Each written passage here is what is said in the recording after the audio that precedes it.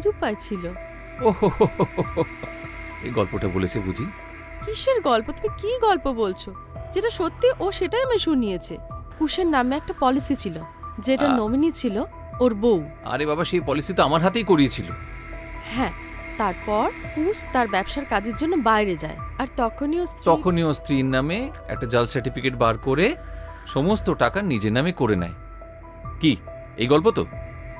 তুমি বারবার এক কথা কেন বলছো? কোনো গল্প নয়, তুমি জানো না। তারপর সে ওকে জানায় যে তার সাথে কোনো সম্পর্ক রাখতে না, এমনকি দেশে ফিরতে না।